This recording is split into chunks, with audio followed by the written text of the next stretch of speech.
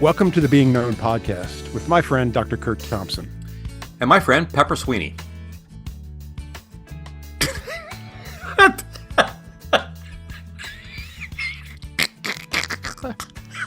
Tell me it is not going to be one of those days. Okay. All right. Okay. Here's what we're going to do. Okay, wait. Okay. We are here to discover and explore what it means to be truly known. Hey, Curt.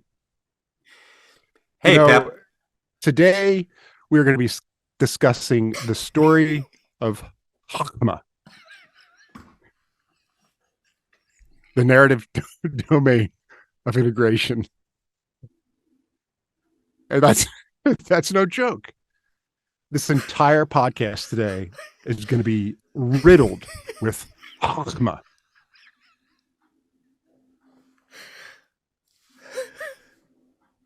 Which is Hebrew for wisdom. Right on. You want to tell us where you got that word?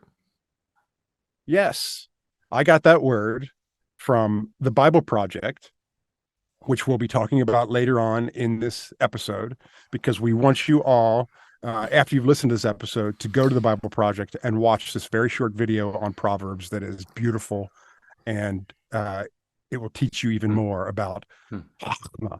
Well, I mean, that word. I mean, even it's interesting, right? Even the Hebrew language requires things of a speaker that our English language doesn't require, and this is true for lots of languages.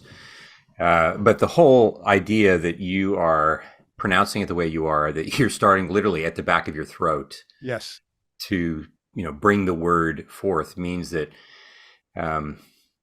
there's more of you that is involved even in naming what it is that we're talking about. And I think that what we've been trying to get at over the course of our time, when we think about wisdom and all the variations of the various things that we've been trying to include, whether it's the scriptures, whether it's our embodied kind of interpersonal neurobiological selves, why wisdom is an answer to trauma and shame, all the kind of mental health questions that we have about life and that we are exploring here in this podcast series. Wisdom isn't just about, as it turns out, it's not just this way of being smart about the world. It is really about developing, and this is going to sound kind of mechanical, but it really is developing a set of skills for living in the world. And the Hebrews, this notion of wisdom begins in Exodus 31, when Moses is talking about the formation and construction of the tabernacle and these artisans that were brought forth, and God declares that certain artisans have wisdom, have chachma, when it comes to these skill sets of designing the artistry for the tabernacle. And so what we're talking about with wisdom extends then to this question of developing skill sets for living well in God's world. And as we said here before, that it begins with the fear of the Lord. And this is not about being afraid like I'm afraid of a rabid dog, but I am acknowledging that God is God and I'm not. And, we say that just kind of like rolls off our tongue. We say it so flippantly that I often am not aware of all the micro moments in which I'm not choosing God's way in the world. I'm choosing my way, and it's often done quite automatically. I'm not really taking God's view. I'm just living out of my view of the world. And, interestingly enough, it's not just a matter of, we often think that, wisdom is about like, I want to know how to make the right choice in situations. What's the right choice? What's the wrong choice? If I'm wise, I can do that. But we also have to recognize that wisdom begins with the choice that I make to be loved, or to choose not to allow myself to be loved. We're often not aware that when I'm afraid, I'm choosing to believe some narrative in which God either isn't with me, or if he is, he isn't for me.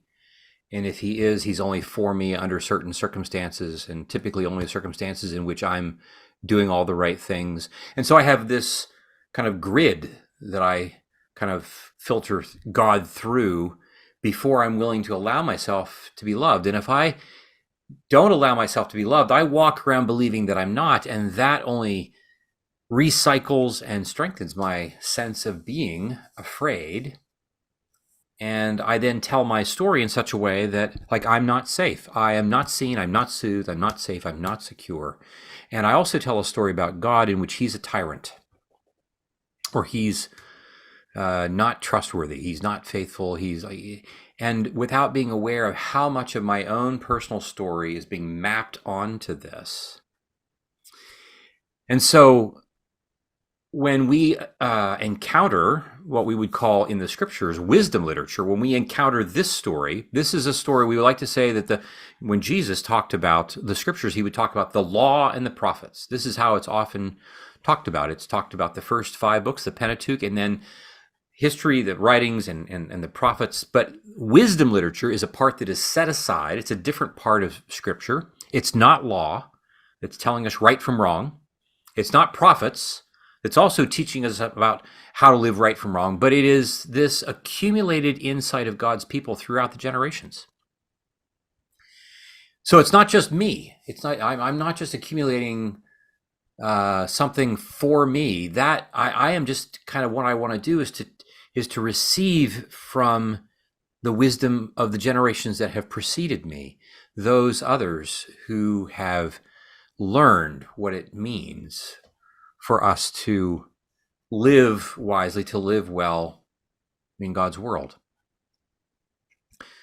Today we're going to look at in this episode, the title is The Story of Wisdom, this notion that wisdom is a thing that I incorporate as I tell my story. And the way that we tell our story, of course, is when we listen to the Proverbs chapter 30 verses 2 through 3, we have a couple of things that begin with this. We say the sayings of Agur, A-G-U-R is the name of the person who's writing these sayings in Proverbs chapter 30, verses 2 through 3. And he begins with the words, I am a brute. This is the last time I've been around anybody who's said, like, no, I'm just a brute. Right. But he's basically acknowledging, I don't know what I'm doing. I am not wise. I don't have all the knowledge that I need. I don't know what it's like to live well relationally in the world.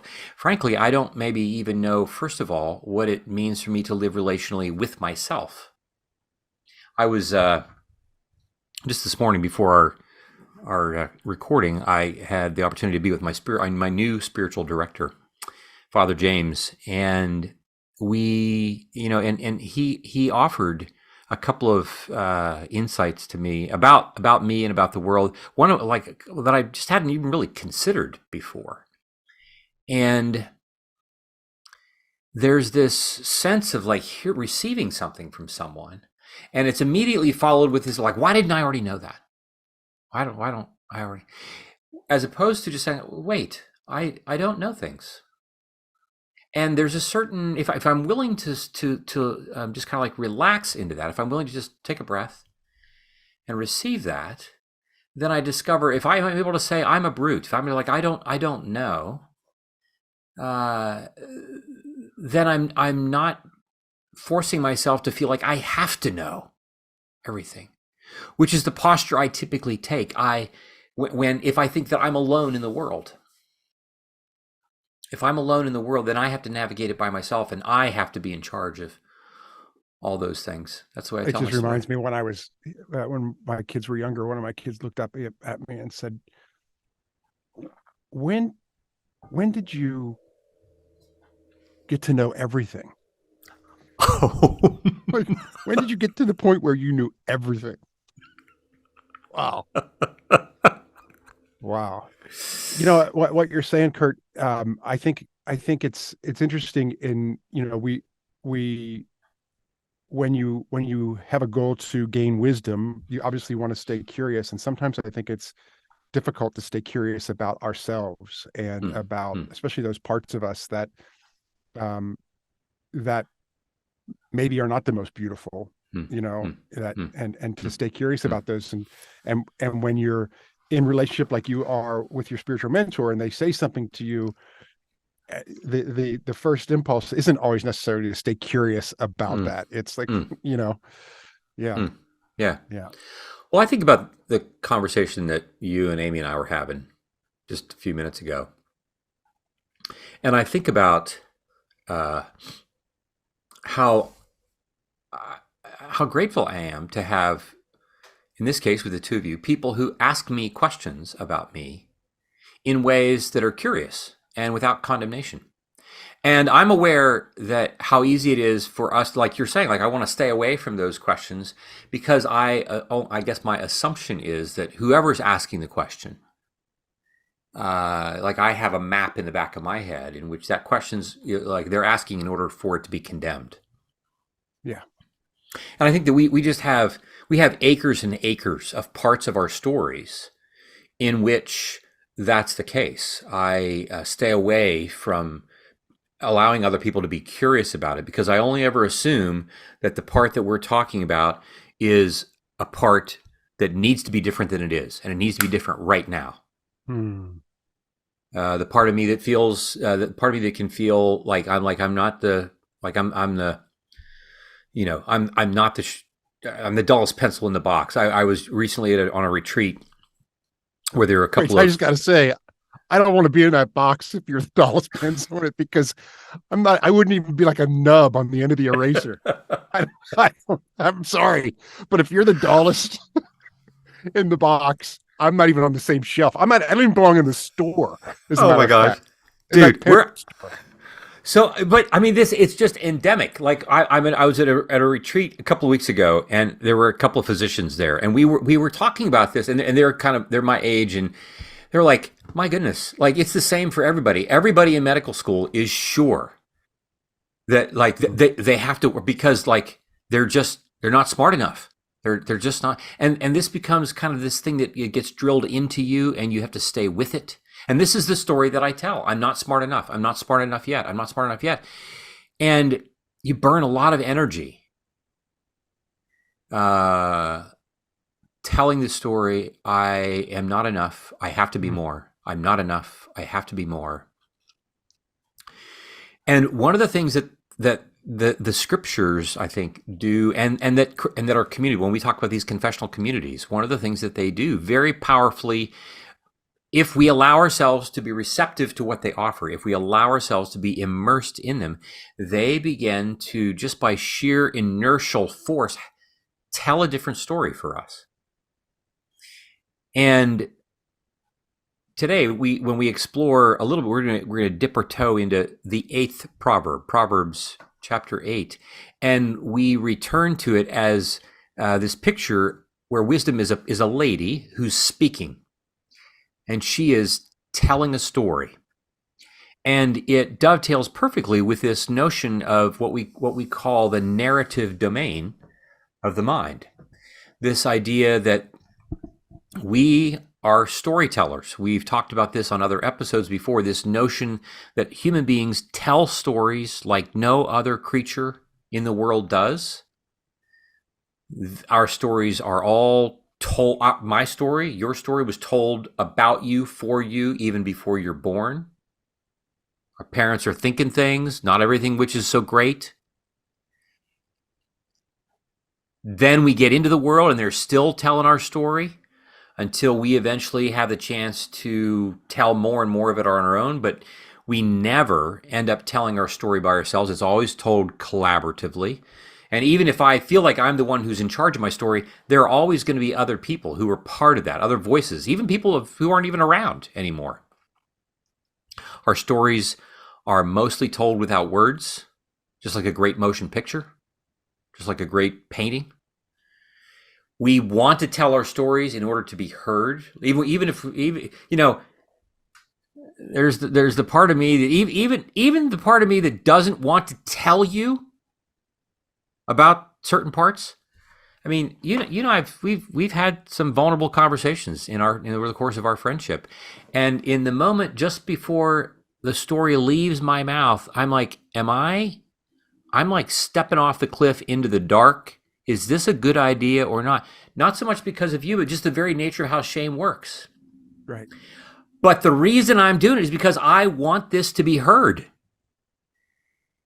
And I tell you, and I land on a completely reliable, flexible, thick net that holds me because I can't live with this in my head by myself. And then the fact that like I'm only able to tell my story is told in the way that it is only because of the one who's listening. I don't just tell it to the wind. I have to tell it.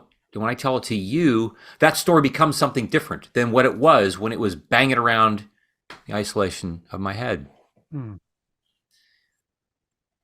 And we also see that we are storytellers directly as a function of being made in God's image. Just remember this. Remember, just circling back around. That when we get back to Proverbs 8, we're going to see that the way we tell stories is all part and parcel of Genesis 1 and 2, and it's all part and parcel of Proverbs 8.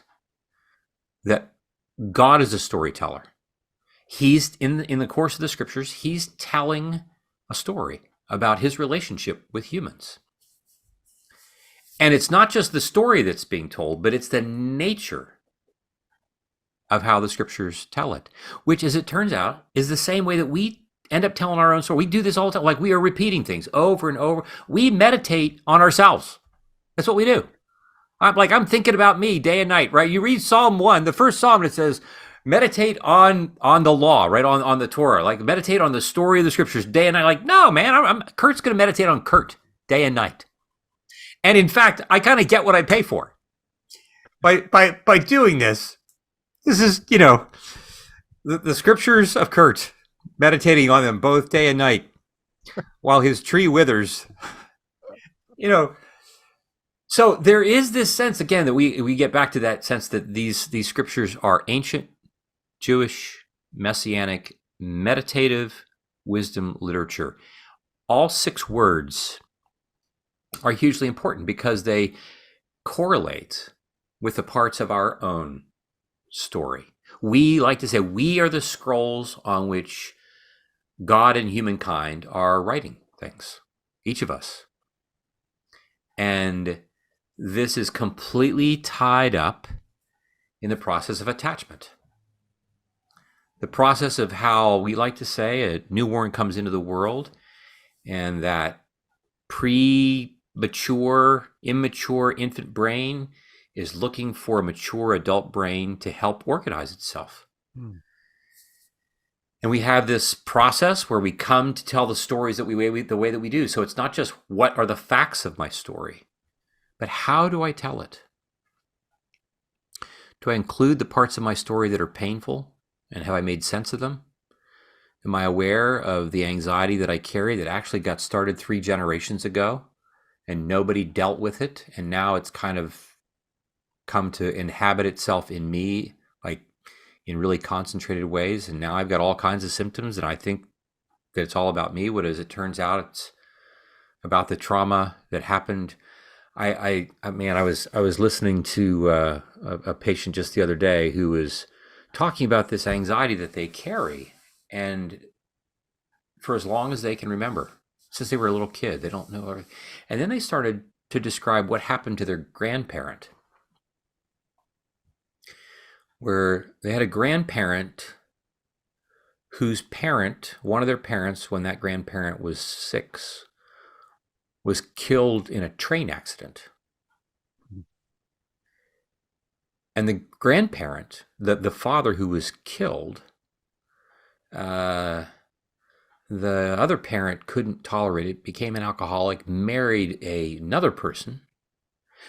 And that marriage was really hard. And that then became the patient's grandparent. And one thing leads to another, but nobody ever talks about the death of that young father when the daughter, when the son of that couple was 6. Right. Can you imagine? And so this story, these stories, like, they get held in us. And this whole notion of how attachment then generationally gets passed down, whether we end up being secure or insecure forms of it, and how we become outposts of wisdom as far as our attachment is concerned, based on the degree to which our secure or insecure forms are coming forward. And it's not always easy for us to even be aware that that's happening. I'm just trying to get through my freaking day. Right. And so the whole notion of becoming wise, I can think, oh, it's just an accumulation of knowledge, of information. When I have to come to terms with the fact that my capacity to even be receptive to that skill set of living well relationally in God's world deeply depends on the degree to which my attachment is relatively secure or insecure. This brings us back then to, yeah, go ahead. I just want to say that as we've talked about in previous episodes, just in case there's anybody out there that's thinking, I wasn't attached as a child, I'm doomed. That the good news is there's, we can still co-regulate with one another, and we can be in relationship with people, and there is hope to feel that attachment, even if you didn't feel it as an infant. It's work, but it's doable. Right. Yeah. Well, and the patient that I just mentioned, I mean, one of the reasons why I think that they feel the weight of their anxiety the way they do is because so much of what they feel isn't just their own. It's the anxiety of 3 generations worth. Yeah. That has piled on. And what was significant, I think, for this person was for them to kind of wake up to the fact that this isn't all me. Right. We've mentioned this book before, Mark Wallen, It Didn't Start With You. Yeah. A really beautiful treatise on generational trauma and epigenetics. And the good news is that when we are beginning to tell our story more truly to listeners who want to be in the room with us, and particularly the parts of us that we would really rather stay out of the room, our story begins to change. Yeah. And this is, so to emphasize what you're saying, Pep, for our listeners who maybe are hearing this for the first time, you're like, oh my gosh, I'm so screwed. Right. Like, the news is really good.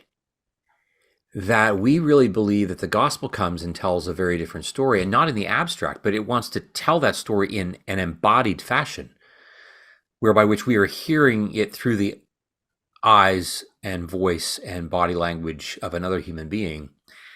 Not unlike what has happened so often in our relationship with Amy. It's just such a relief, which is why, we said, man, I can't wait to get to Fridays when we're going to do these recordings.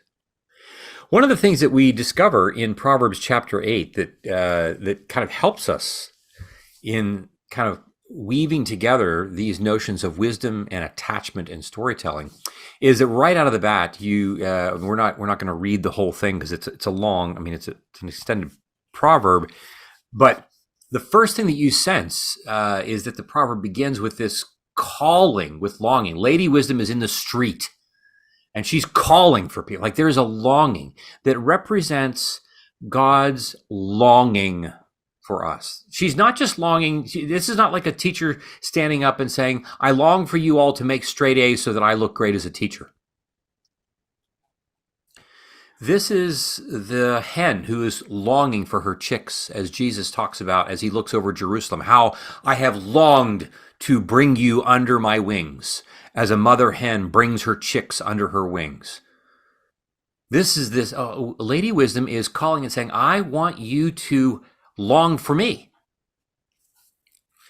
And this longing takes place in prominent places of both development and relationship. What do we mean by that?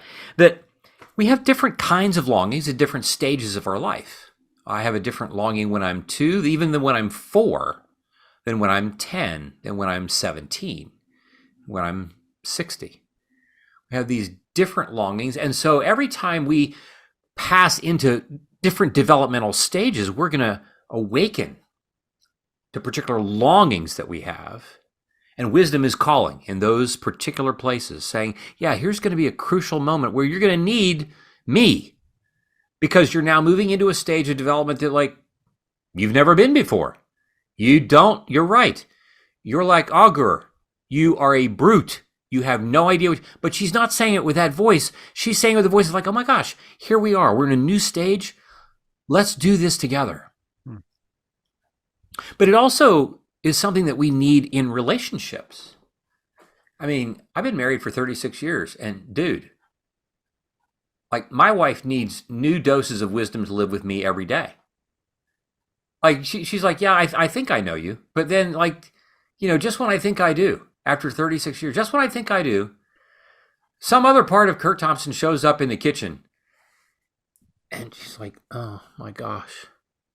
Yep. She's much kinder than I am portraying. She's very kind in this regard. But, like, there is a sense that even in relationships, like, the wisdom of navigating very, very small moments.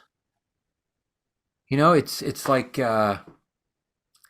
it's one of those days where, like, oh my gosh, this is a day when I think we're going to have sex at the end of the day. And so, like, I'm a dude, so I'm like, I know the way it works. Like, I'm going to do everything I possibly can to not mess this up. And I'm afraid on too many occasions, the moment has arisen in which, at, like, somewhere between, dinner time and, live action. Yeah. I say something, and the thing I say, it could be a 2-word phrase said with the wrong tone. It's the wrong question. It's something. And my wisdom has temporarily gone to the bathroom, and I'm left on my own. And, like, it's not happening tonight. And it doesn't matter. Like, there's no coming back from I have jumped off the cliff. There's no coming back. It can happen in, like, when I say something where I become impatient. I become, like, all these things. And here's the thing about, like, Lady Wisdom appears in this text, appears to be well aware that this is who we are, and does not appear to be impatient with us. She realizes at our developmental stages, again, keeping in mind that this is all part of my attachment process of growing and becoming increasingly securely attached. When we read echoing from Proverbs, echoing into the Jeremiah passage of 6:16, thus says the Lord, stand at the crossroads and look, ask where the good way lies. Ask for the ancient paths and walk in them, and you will find rest for your souls. But they said, we will not walk in it. The whole notion that Jeremiah is saying, stand at the crossroads and look, it implies that, like, we don't know what we're doing. We don't know where to go. We stand communally and look. Again, it's acknowledging that I'm not wise, and then I'm going to be curious, and I'm going to have a certain slowness of pace to look and ask for the ancient paths. It's a long look. It takes time. We live in a world in which I not only want to have information, I want to have it quickly. I become anxious if I'm faced with a decision and I can't make that decision right now. Because at some level, I'm worried that if I don't have the right answer and I don't have it quickly enough, something is going to happen to me. And that's about attachment. That's about there's a certain anxiety that if I don't get this right, you're going to leave. Somebody is going to leave. I'm going to be left at the end of the day. You just totally changed my perception of two roads diverged in the woods, and I took the road less traveled by. Why do I want to take the road less traveled by? Why am I always wanting to take the road less traveled by instead of standing at the crossroads and seeing the well-worn path? Yeah. Interesting. Yeah, and so this whole notion of wisdom pushes against my urgency. And my urgency is often wrapped up in my anxiety about, if I don't have what I need, when I need it, how I need it, it's calling forth the part of me that believes I'm not wantable, that believes I'm not okay to begin with. And so then we get to eventually we recognize that Jeremiah 6:16 is echoing this notion that we are dealing with meditative wisdom literature when we're dealing with the Christian and the Hebrew and Christian Bibles. And when we are dealing with ourselves, we are meditative creatures. We can't be figured out. A, I can't figure myself out by myself. Right. And B, I can't figure myself out linearly. It's not just going to be one long linear progression, just like a straight arrow. Right. I'm going to be revisiting things over and over again. How many times do we work with people who, something old that they've been dealing with and thought they had really worked through that 6 months, 3, 10, 15 years ago, comes back into the room. And they're fully exasperated with themselves. I thought I'd addressed this. And it turns out, apparently not fully. It doesn't mean that you didn't do the work that you did before. It means that the work isn't done, and Jesus is not worried about this. He's not sitting at the end of the road with a clipboard and a stopwatch, like, why did it take you so long to get here? He's not doing this. He is more interested in our mastering the material of becoming professional human beings. And he'll take as long as it takes for us to do this. When we get to verse 22 through 31 of the 8th proverb, we see that this whole thing is a kind of a recap. It's a recreation narrative. It's a recapitulation of Genesis chapter 1. These set of verses, again, I would encourage our readers to go read this section of it. It's detailed and it's comprehensive because it's talking about how wisdom was with God at the creation.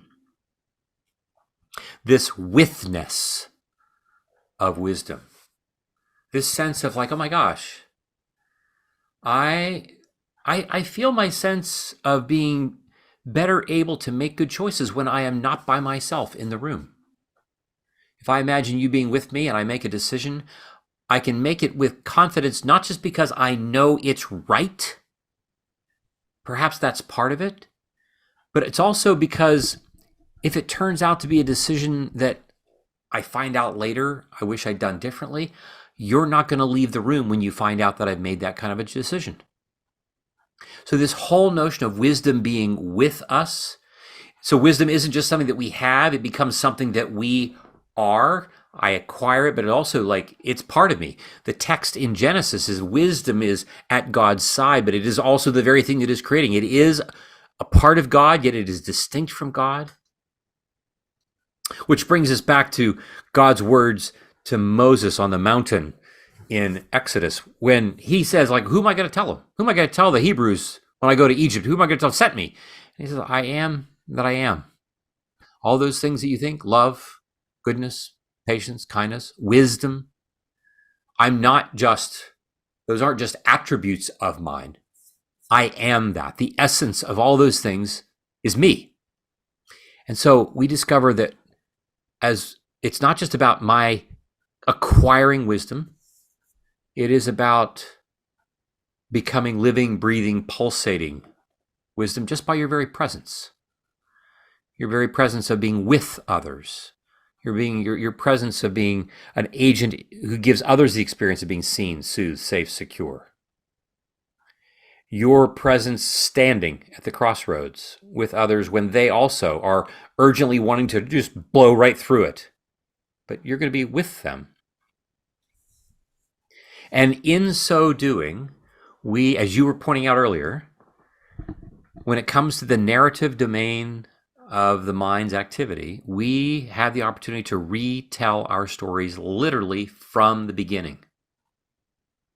That whole process of developing earned, secure attachment raises the question of, with whom am I seeking wisdom? What does it mean for me to be truly known? This is where our podcast, it's the axle on which it turns. We want to be truly known in order, in this case, in this series, in order for us to both develop, to acquire, and to become wisdom. I'm being known by that. Then to go on from that space to, with wisdom, just like wisdom was with God in the beginning, creating in Genesis chapter 1, we also then go on to create beauty and goodness in the world, another one of our major themes. And recognizing that wisdom is something that we acquire on the journey of moving from insecure to an earned secure attachment process, that all is grounded in the gospel. It's all grounded in He set up shop and lived among us. He tabernacled with us. The Word became flesh. He came to be with us. And as we get to the end of our time today and we think about an artistic offering, I want to offer to us a little bit about David Wilcox. And for those of you who may or may not be familiar with him, he's a singer-songwriter who's been around for a long time. And I've just really appreciated his work. And what I would invite you to consider are two of his pieces. One is a song called Covert War from his album Home Again. This is from back in the, I think, early 90s. And it's a song that it reveals an honest story about what is it like for a person to tell their story about their trauma. Because wisdom is not acquired by avoiding our trauma, but by confronting it, by naming it in the presence of others who are helping us to regenerate, to recreate beauty out of the very traumas that we thought we couldn't withstand.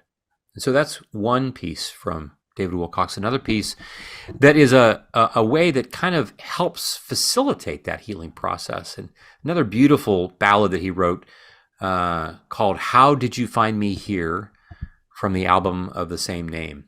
How Did You Find Me Here? And just really find that particular artistic expression, I would invite you to just do some meditating on it. And as you hear the words and listen to the music, allow yourself to be curious about in what ways do these words evoke in me a longing for wisdom? In what ways do the words and the music evoke in me a longing for developing a secure attachment? And who are the people with whom that can take place? For our application today, just want to invite us to consider a couple things. One, just think about reflecting on what wisdom you've learned from the story you tell yourself is true about the first 2 decades of your life. So when you think about the first 2 decades of your life, what wisdom have you learned? It's helpful for us to kind of write some things down. What do I believe is true about the world? What has been the wisdom that has really guided me in ways that are integrative? And do so from the standpoint of what we've talked about regarding attachment in Jeremiah 6:16, this whole notion of standing at the crossroads and being reflective, looking at the ancient paths, not just of your story, but of the story of others with whom you have walked. And then an additional piece of this application is consider, I would say, up to 3 people, consider asking 3 people that you trust and respect about what wisdom they've learned from reflecting on the first 2 decades of their lives. What are some things that you can learn from those folks as well? And then the third part, which is even a little trickier, consider asking those 3 trusted friends how they see wisdom emerging in your life. Notice in what ways that wisdom is tied to what you're currently doing to tell your story more truly. And this, of course, can feel a little tricky because, what if they can't come up with anything? But mostly, what if they do come up with something? And what is it like for you to just be present and receive their words? about the wisdom that they have witnessed that is emerging for you. And so with that, we have our artistic offerings and our application. And didn't know if you had any other reflections. Yeah, first of all, I want to thank you for leading me to David Wilcox for the first. I mean, we talked about him a couple of seasons ago, and for whatever reason, he had never been a part of my music that I listened to, and he really is in the wheelhouse of the kind of music that I like. And I've downloaded a bunch of his music, and preparing for today's episode, I was just last night listening to How Did You Find Me Here, and just beautiful song. And I don't want to talk about what it evokes in me, because I want the people to experience it and for themselves this week. But I really highly recommend that. And just thank you for today, Curt. Thank you for everything that we talked about on this podcast, and thank you for being my friend. Oh, right back at you, brother. I love you. Until next time. Hey, if you are watching us on YouTube, stick around, because Amy's going to be joining us for our bonus segment.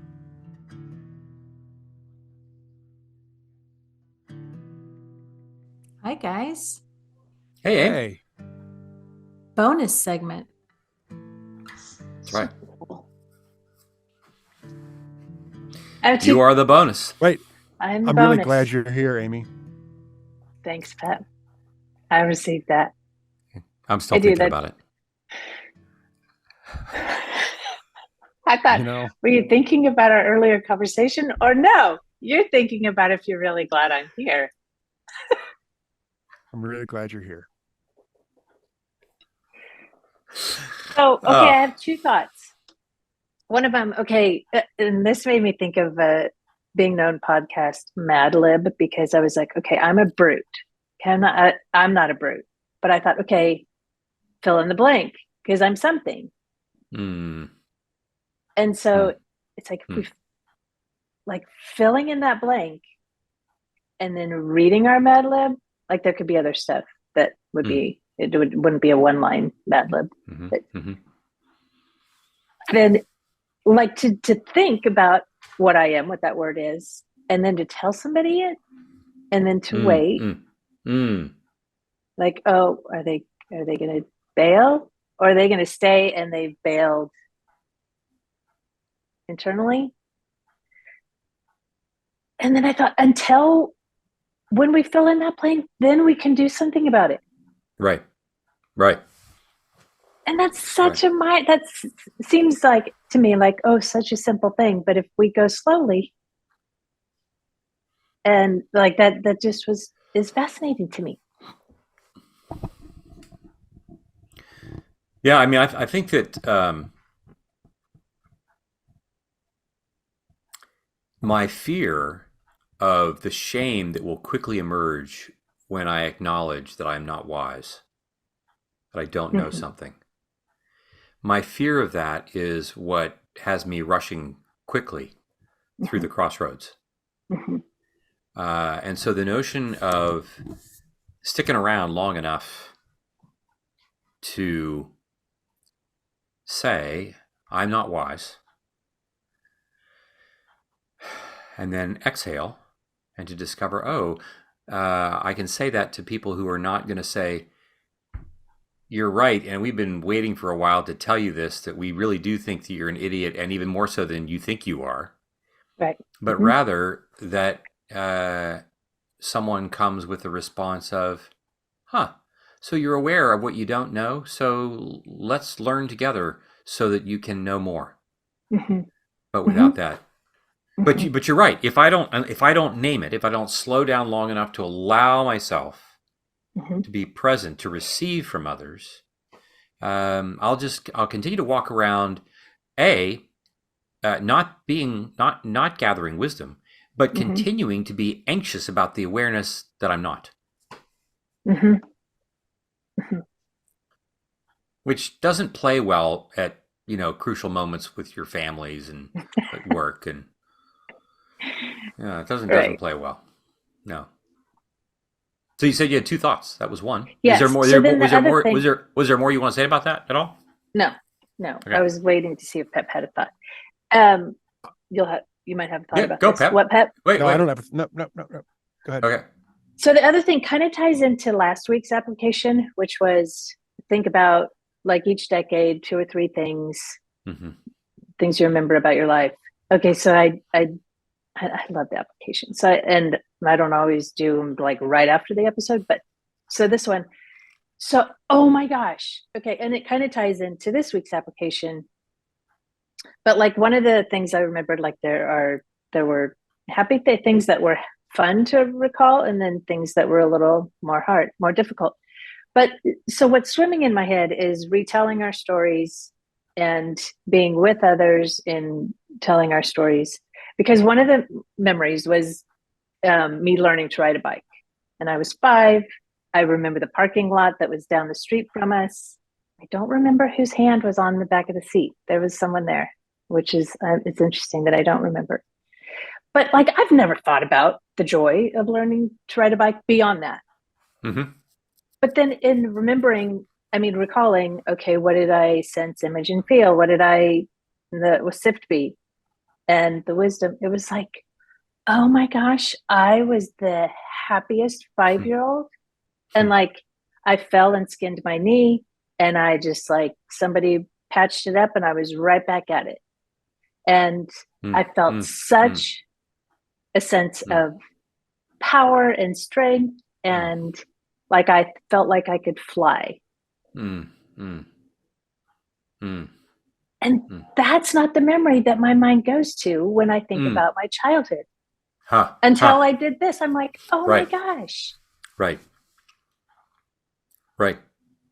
So then I'm like, is that, I don't know. That just is what came to mind. I'm like, is that retelling my story in a sense? Yeah, it absolutely is. And I think that it is the human tendency. I mean, you're talking right now. Like I'm thinking to myself, I've said this before. I even mentioned it in this episode, that I have that part of me that feels unwantable.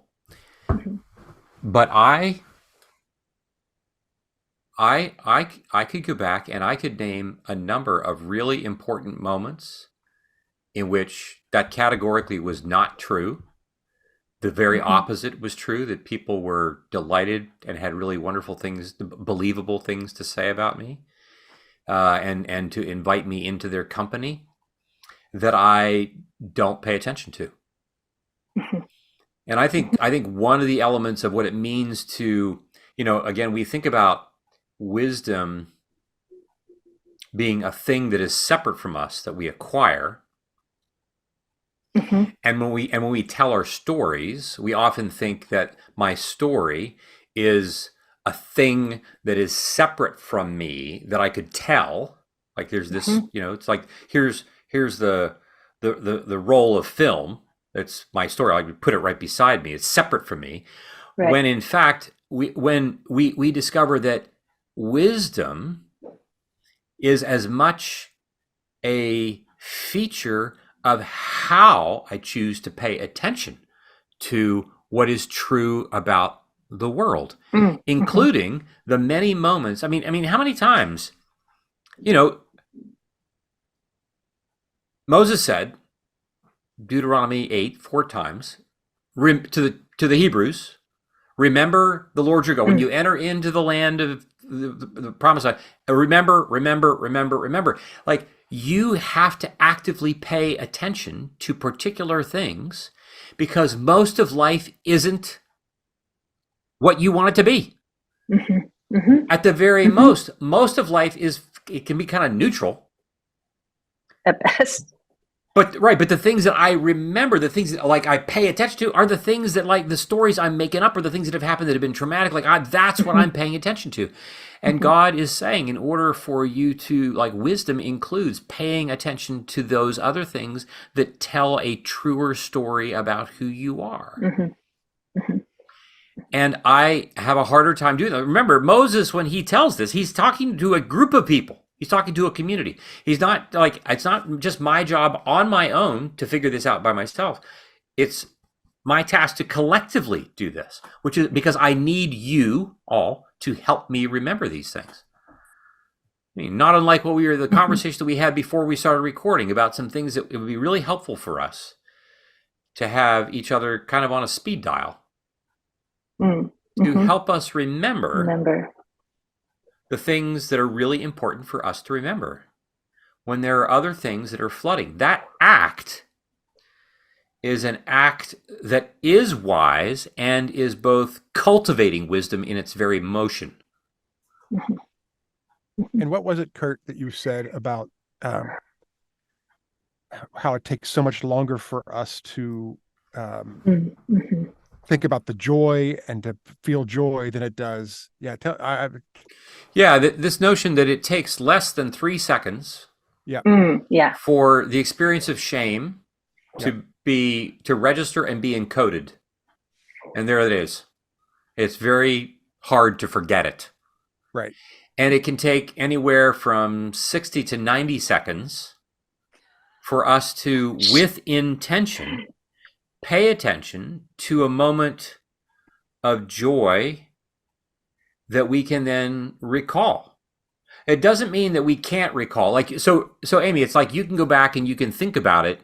Right. You can think about you riding your bike and that joy and so forth, but you have to go back and do it. Yeah. Shame, I don't have to go back and remember it. It just recycles, right? Every 3 minutes, it's just all on its own.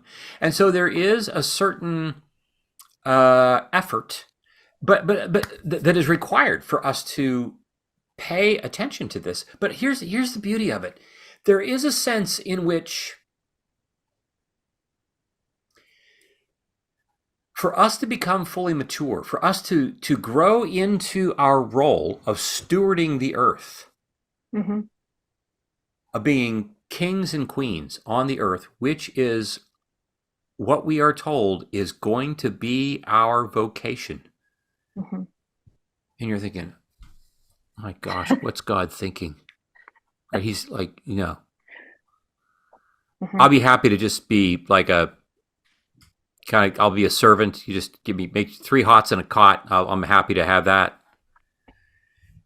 But there is this sense in which if we are going to take on those roles, then we have to be fully like God, which means I have to work, not work to be loved, but it takes effort. It's like anything else. If you want your quarterback to run the offense, the quarterback is I think of Joe Burrow. I mean, just like the Bengals fan, and just that dude. There are a number of young quarterbacks that are in the league that are just off the chain good. Phenomenal. But that dude, throw a pass 40 yards and hit this quarter. I'm gonna hold a quarter up. Right. And the quarter's running. And the quarter's gonna be on the move. You hit it and boom. Well, and I'll say the other thing that he has, which is what we're talking about here, is one of his greatest talents is if he throws an interception, he, like Ted Lasso says, he becomes a goldfish, right? The goldfish has the animal that has the shortest memory in the wild kingdom, right? So he immediately forgets it like it didn't happen, and he goes out and just throws that quarter. That's the same, right? Because he doesn't allow the shame of that interception or the feelings of I'm not enough and all that. I screwed up. He just doesn't allow it to stop him from the next moment. No, incredible. And that's why he can hit the quarter the next time. That's why he can hit the quarter the next time, because he And I think, but that doesn't happen because he's just talented. No. Right? This is, unfortunately, I will say to you too, we're recording this 2 days before the Super Bowl, the 2023 Super Bowl. And it is, I'm sure it's going to be a great game, but if it had been up to me, it would have been Cincinnati in the Super Bowl. Yes. Being from Ohio myself and loving what the Bengals have done with Burrow and all that kind of thing. But the Super Bowl is going to come and go, and we can guarantee you that as far as network TV is concerned, as far as the general audience, my guess is when it's all said and done, whoever wins, there are not going to be many interviews in which they go back to either Andy Reid or to I don't know the coach of the Eagles now, Philly. but whoever or the quarterback, they're not going to go to either of the quarterbacks, Hurts or Mahomes. They're not going to say, "Could you take us through two-a-days?" Right. In August. Could you take us through? Tell me Because what was it that's like riveting. tell me no. It's like watching paint dry to the one who wants to be entertained. Yeah. Mhm. But if you're Joe Burrow, it's like, nope, we're going to run this play 20 times. Yep. And in the off season, we're running this play 500 times. And I am throwing the ball. I am hitting the quarter. I'm hitting the quarter. I'm hitting the quarter.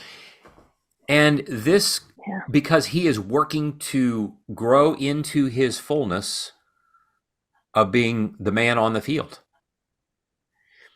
And it takes that kind of work for us to go back and remember the bicycle ride. Mm-hmm. Mm-hmm. Mm-hmm. And I would just rather keep moving on with my day. Mm-hmm. Yeah. Mm-hmm. And so we get back to Lady Wisdom in the street, and like, she's not messing around. Like she's not just like casually walking through the street and saying like, "Hey, if you'd like, I have something. Oh, you might like this. Oh, you might like that." Mm-mm. No. She's imploring. Mm-hmm. And she is God. This is Jesus in the street saying like, "Y'all come. Y'all come. You with your insecure attachments.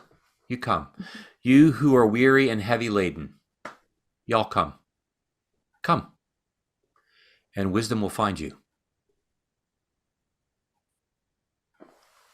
It's good. All right. It's awesome. So it appears that they're tearing down the building next to me. Could you guys hear all the construction going on? Like, what are those things called? I don't hear it. Jackhammer. Like the. Oh, really? Oh Really? my gosh! I'm like. No, I don't hear it at all. Oh well, that's good. Okay. Cool. Okay. All right, guys. All right. Till next time. Till next time. Love you both. You See you too. soon. Love you too. Both.